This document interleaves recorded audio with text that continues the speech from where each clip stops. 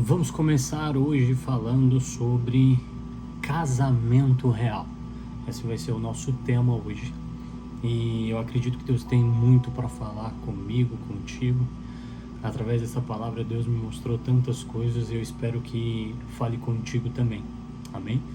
A partir do primeiro capítulo de Oséias, que vai dizer: quando pela primeira vez o Senhor falou por meio de Oséias, o Senhor lhe disse: vá e case com uma prostituta, e tenha com ela filhos, porque a terra se prostituiu, desviando-se do Senhor. Então Oséias foi e casou-se com Gomer, filha de Diblaim, que ficou grávida e lhe deu um filho. E o Senhor disse a Oséias: põe o nome dele de Jezreel, porque daqui a pouco castigarei a casa de Jeú, por causa do sangue derramado em Jezreel. Vou acabar com o reino da casa de Israel, daquele que, naquele dia, quebrarei o arco de Israel no vale de Jezreel. Caraca, que é uma palavra tão pesada. Gente, eu acredito que a palavra de Oséias, o livro de Oséias, através da vida dele, a gente consegue ter uma dimensão daquilo que vai ser a igreja quando Jesus vem. Quando Jesus vem através de Maria, quando o povo tá perdido, quando o povo não sabe o que fazer. Jesus começa a pregar o evangelho aos 30 anos, ele começa a expor para o povo a palavra de Deus, começa a expor o evangelho. E eu acredito que a palavra de Oséias quer dizer mais ou menos o povo perdido, o povo prostituído, o povo que não sabia o que buscar, o povo que não sabia como adorar o seu Deus, estava em prostituição. Não só apenas a prostituição da carne em si, de estar com mais mulheres,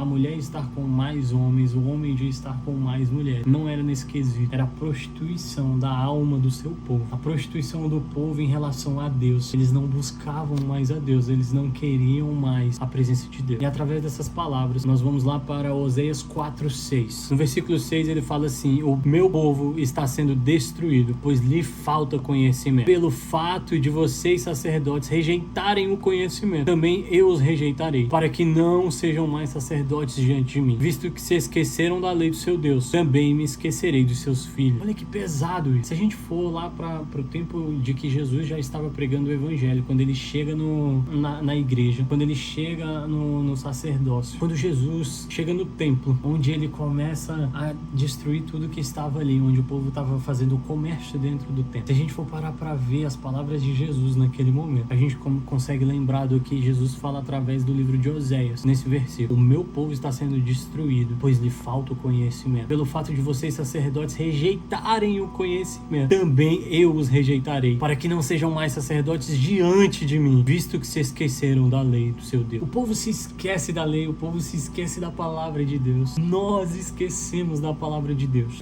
Você que está vendo esse vídeo, nós esquecemos da palavra de Deus tantas vezes. Quantas vezes nós nos deparamos em momentos da nossa vida onde a gente se encontra distraído, onde a gente se encontra disperso da palavra de Deus, onde a gente se encontra longe daquilo que Deus nos chamou para fazer. Quantas vezes nós deixamos de fazer coisas para Deus porque estamos dispersos com o celular, porque estamos dispersos com outras coisas que não são da presença dele. Quantas coisas nós deixamos de fazer para Deus porque estamos distraídos com o mundo, porque estamos distraídos com as coisas do mundo. Essa palavra é para mim primeiro, para você também. Não me entra na cabeça olhar para o mundo e achar que ele é mais valoroso do que a presença de Deus. Não entra dentro de mim mais. Eu não deixo mais essa vontade de viver o mundo ser maior do que a vontade de viver para Deus. Eu espero que você também esteja com essa vontade de viver mais para Deus do que para o mundo. Na palavra diz que o mundo jaz do maligno. Nós viemos para cá para viver a presença de Deus, para manifestar a graça dele sobre o povo do mundo, para que nós possamos ser luz, possamos ser sal nessa terra, que possamos ser pessoas que vivam o evangelho, preguem o evangelho, para que as pessoas consigam usufruir da graça de Deus, que nós possamos viver o evangelho vivo e eficaz, que possamos ser graça, que possamos ser pessoas que levam adiante a palavra de Deus, que não nos falte conhecimento, que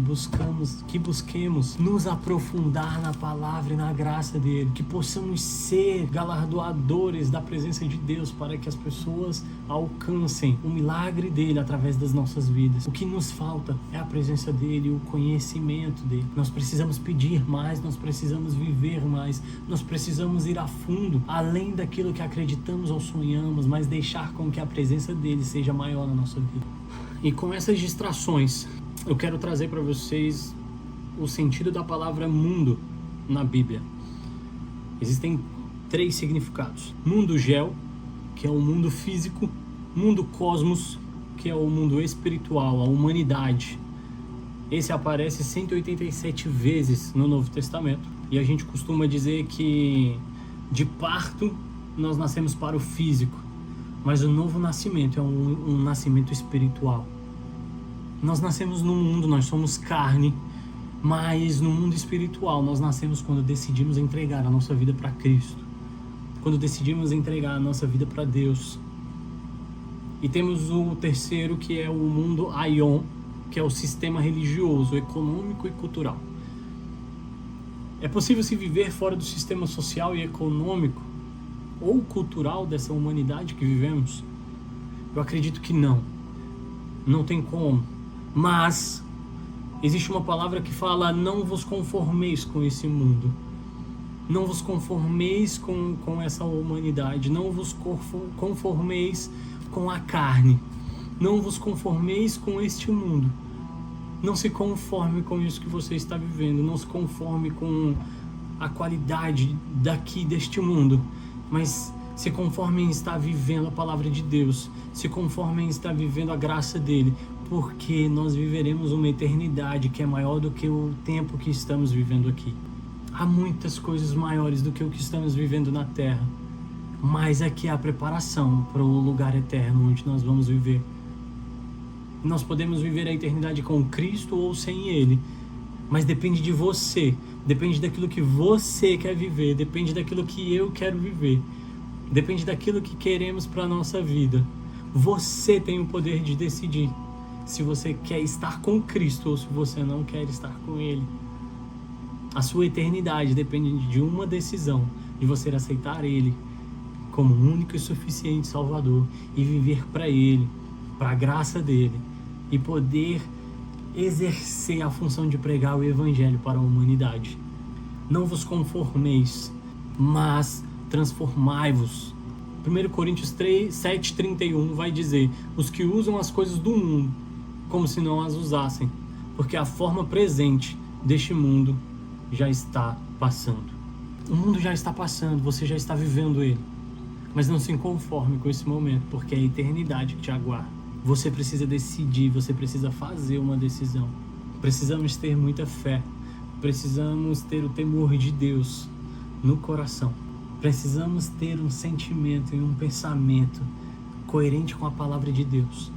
O casamento real, ele acontece quando a igreja, que somos nós, nos encontramos com Cristo e decidimos viver essa luta diária contra a carne, contra principados, contra a potestade. Você pode decidir, você pode fazer melhor, você pode fazer diferente, se você decidir viver de acordo com a presença de Deus. Mateus 6:24 vai dizer sobre não adorar dois deuses. Ou você vive para Cristo ou você vive para o mundo. Não tem como fazer os dois. Porém, o mundo vai te arrastar para lugares onde você não quer viver, se você já conheceu a palavra de Deus. Então você vai ler comigo agora também 1 João 2,15. Não amem o mundo nem as coisas que há no mundo. Se alguém amar o mundo, o amor do Pai não está nele. Porque tudo o que há no mundo, os desejos da carne, os desejos dos olhos e a soberba da vida, não procede do Pai, mas procede do mundo. Ora, o mundo passa, bem como os seus desejos, mas aquele que faz a vontade de Deus permanece para sempre. Acredite que essa palavra é para mim, é para você. Nós não estamos aqui para fazer a nossa vontade, mas sim para fazer a vontade de Deus. A nossa carne é pecaminosa. E o que eu quero mostrar para vocês hoje é que isso aqui que estamos vivendo é passageiro. Mas existe uma eternidade para mim e para você. Nós podemos viver algo incrível na eternidade, mas nós precisamos sacrificar o hoje. Precisamos sacrificar aquilo que queremos viver para nós, para entregar para Cristo, para viver uma eternidade diante da graça dele. Amém? Nosso primeiro ponto, vamos dizer, envolvimento para o Aion. Aion era o que eu falei lá no início? Aion é o mundo onde tem o religioso, o econômico e o cultural. O envolvimento para o Aion, ele requer dinheiro, amizade e sexo. 1 Coríntios 5, 10 ao 13 vai dizer: com isso não me refiro aos imorais deste mundo, nem aos avarentos, aos ladrões ou aos idólatras, Se assim fosse, vocês precisariam sair deste mundo. Mas agora estou escrevendo para que não devem associar-se com qualquer que, dizendo-se irmão, seja imoral, avarento, idólatra, caluniador, alcoólatra ou ladrão. Com tais pessoas, vocês nem devem comer, pois como haveria eu de julgar os de fora da igreja? Não devem vocês julgar os que estão dentro? Deus julgará os de fora. Expulsem esse perverso do meio de vocês. O primeiro ponto, ele está advertindo a igreja para julgar os seus e deixar os de fora, mas advertir com a palavra, advertir com a verdade, para que nós possamos entender que a verdade de Cristo está para nos salvar, para nos remir dos pecados, para nos livrar das tentações, e não para o contrário disso. Não me refiro aos imorais. Ele não está se referindo às pessoas que são ruins, ele está se referindo às pessoas que deixaram o pecado entrar na sua vida. Se você, assim como eu também, por um breve período da sua vida, deixou com que o pecado entrasse na sua casa, no seu casamento, na sua vida, no seu relacionamento, se assim como eu, você por um período deixou com que a humanidade falasse mais alto, com que as coisas do mundo falassem mais alto, você também ainda tem uma chance. Você ainda tem a chance de se reconciliar com Cristo, você ainda tem a chance de viver para Ele, eternamente para Ele. Decida não viver para o mundo, decida não viver a carne, decida não viver as coisas daqui. Aqui sempre vai ser passageiro. Deus pode fazer na sua vida e através da sua vida coisas inimagináveis, coisas que nós nunca poderíamos pensar ou desejar, porque a vontade dele é que pode fazer através de ti e de mim. Eu nunca imaginei estar gravando vídeos pro YouTube, pregando a palavra. Eu nunca me imaginei estar em outro país que não seja o meu. Eu nunca imaginei essas coisas, mas eu estou aqui. E eu posso dizer para você que mesmo depois de perder tudo fisicamente, de perder tudo emocionalmente, eu consegui me encontrar em Cristo e poder viver algo que eu nunca, jamais imaginei viver. E eu não estou me referindo a dinheiro, não estou me referindo a nada disso, estou me referindo a viver uma promessa de Deus, em viver a palavra dele dentro de mim, de poder viver um relacionamento com Cristo, da qual eu jamais tinha vivido. O que eu quero dizer para você é que quando nós escolhemos a Cristo, nós podemos viver algo inimaginável, algo sobrenatural, porque a palavra dele é viva e eficaz e ela se renova todos os dias, porque nós fizemos a decisão de viver para Ele, nós fizemos a decisão de adorar a Ele, de fazer mais, que nós possamos viver essa graça abundante dele, que nós possamos fazer cada vez mais. Segundo ponto, inimigos. Os inimigos que estão no aion, carne, diabo e o mundo. 2 Coríntios 4:4, nos quais o Deus deste mundo cegou o entendimento dos descrentes, para que não lhes resplandeça a luz do Evangelho, da glória de Cristo, o qual é a imagem de Deus, porque não pregamos a nós mesmos, mas Jesus Cristo como Senhor, e a nós mesmos como servos de vocês, por causa de Jesus.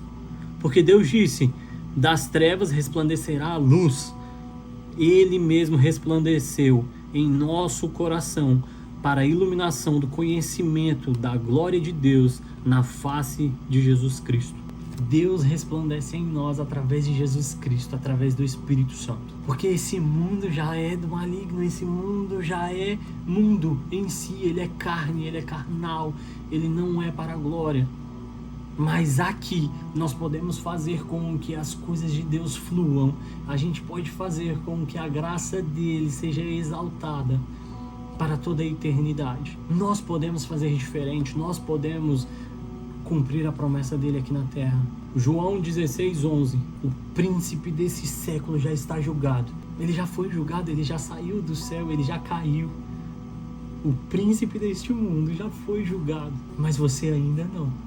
Jesus morreu na cruz por você, por mim, para nos livrar do pecado, para que possamos ser galardoadores e co-herdeiros da graça dele. Você tem o perdão.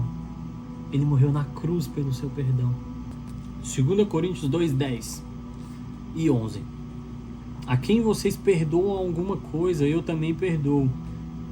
Pois o que perdoei, se é que perdoei alguma coisa, eu fiz por causa de vocês na presença de Cristo, para que Satanás não alcance vantagem sobre nós, pois não ignoramos quais são as intenções dele.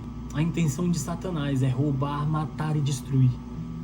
A intenção de Satanás é fazer com que você viva para este mundo, com que você e eu vivamos para as intenções carnais e não para a vontade de Cristo.